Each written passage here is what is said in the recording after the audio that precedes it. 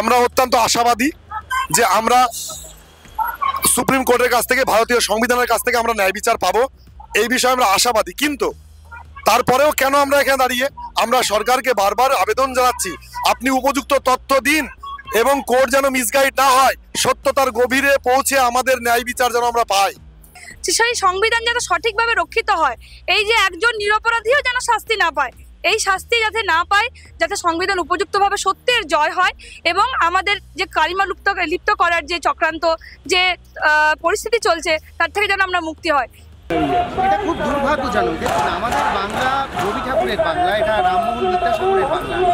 এখানে শিক্ষক নিয়োগের মতন, মানে শিক্ষক জাতির মেরুদণ্ড, সেই মেরুদণ্ডটাই যদি কোথাও গড়বড় এসে যায়, আমরা সোজা হয়ে চলবো কীভাবে? মানে আমার ভাবতে অবাক লাগছে। আপনাদের এই ইন্টারভিউর মাধ্যমে আমি বলতে চাই, আমি একজন শিক্ষক হিসাবে যদি আমি দুর্নীতি করে চাকরি পাই, কোন এথিক্যাল জায়গা থেকে আমার ছাত্রছাত্রীদের আমি তাদেরকে শিক্ষা প্রদান করব?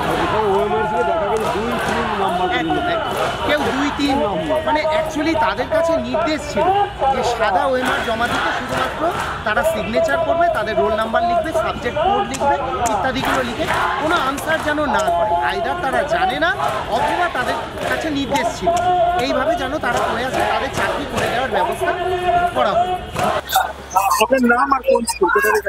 আমার নাম রূপা কর্মকার, আমি পশ্চিম বর্ধমান আসানসোলে থাকি, আমার গৌরান্ডি হাই স্কুল। নতুন বছর শুরু হয়ে গেল, এতদিন ছুটি ছিল, একটা উৎসবের মেলা ছিল, সেটা কাটিয়ে সবাই স্কুলে ফিরছে, শিক্ষকরা নিতে পারে, কিন্তু এই শিক্ষকরা আপনারা এখন কারণ হচ্ছে, দেখুন, দোষ কিন্তু আমাদের নয়, কোনো একটি বিশেষ যারা দপ্তর আছে তারা দোষ করলো, আর সেই দোষের শাস্তি আমরা বিনা কারণে যারা সম্পূর্ণ স্বচ্ছভাবে নিযুক্ত হয়েছি, বারবার ভেরিফিকেশনে কিন্তু আমাদের স্বচ্ছতার প্রমাণ পাওয়া গেছে। সিবিআই লিস্টে বা কমিটির লিস্টে আমাদের কোনো ক্ষেত্রে কোনো নাম নেই, কোনো রকম দুর্নীতিতে আমরা যুক্ত নই। তা সত্ত্বেও কিন্তু আমাদেরকে সেই তাদের পাপের সাজা আজকে ভোগ করতে হচ্ছে। আমাদের একজন সঙ্গী, সে তার মাথার মস্তক মুন্ডন করে সে পাপের প্রায়শ্চিত্ত করেছে, অপর সঙ্গীরা আজকে আমাদের সঙ্গে রয়েছে, অনশনে যুক্ত রয়েছে। তো কাদের সাজা আমরা ভোগ করছি? আজকে কি আমাদের এগুলো সত্যি পাওনা ছিল? কি দশা আজকে আমাদের এই শিক্ষা ব্যবস্থার? আজকে আমাদের ছোট ছোট শিক্ষার্থীরা আমাদের কাছ থেকে কি শিখবে? সেই আমাদের যারা যোগ্য, আমরা সঠিকভাবে স্বচ্ছভাবে নিযুক্ত হয়েছি, তারা যাতে আবার সেই সসম্মানে আমাদের শিক্ষা প্রতিষ্ঠানে ফিরতে পারি, সেটাই আমাদের দাবি, তাই পথে বসা। সকালবেলা আপনার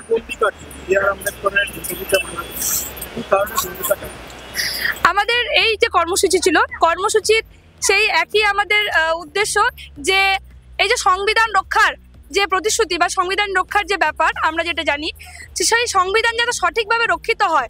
এই যে একজন নিরপরাধীও যেন শাস্তি না পায়, এই শাস্তি যাতে না পায়, যাতে সংবিধান উপযুক্তভাবে সত্যের জয় হয় এবং আমাদের যে কালিমা লিপ্ত করার যে চক্রান্ত, যে পরিস্থিতি চলছে, তার থেকে যেন আমরা মুক্তি হয়। নাম কি? আমার নাম ইজাজ আহমেদ, মালডোবা পিকে হাই স্কুল, মুর্শিদাবাদ। ডিসেম্বরের শেষ দিক থেকে আপনারা এখানটায় বসে রয়েছে, নতুন বছর ঢুকলো, 2 তারিখ স্কুল এরপরে আপনাদের অবস্থা কি? এখনো আমরা বিগত 27 তারিখ একটা এই আন্দোলনে সামিল হয়েছি এবং আজকে পর্যন্ত দুর্ভাগ্য যে আমরা শিক্ষকরা পথে বসে আছি, আমরা স্কুলে ফিরতে পারিনি। কারণ এই সিস্টেম আমাদেরকে এই জায়গায় আসতে বাধ্য করেছে, যেখানে সমস্ত দুর্নীতির আমাদের ভারতের সর্বোচ্চ তদন্তকারী সংস্থা সিবিআই তার রিপোর্ট পেশ করেছে এবং সেখানে 8.5% নবম দশমে এবং 14.47% 11-12-এ এই দুর্নীতি ধরা পড়েছে। তারা রীতিমতো পৃথকীকরণ করে দিয়েছে যে কারা কোন বিভাগে কিভাবে দুর্নীতিগ্রস্ত হয়েছে। তাহলে আমি যদি ধরি, বাকি 92% এবং 86% তারা যোগ্য শিক্ষক, কিন্তু ওই 8.5% এবং 14% এইটাকে এমনভাবে প্রজেকশন করানো হয়েছে যাতে সমগ্র প্যানেলটাই ক্যান্সেল হয়ে গেছে। আজকে আমরা কোর্টের কাছে দোষী, আমরা সমাজের কাছে দোষী। আজ আমরা অবস্থান বিক্ষোভে অংশগ্রহণ করেছি।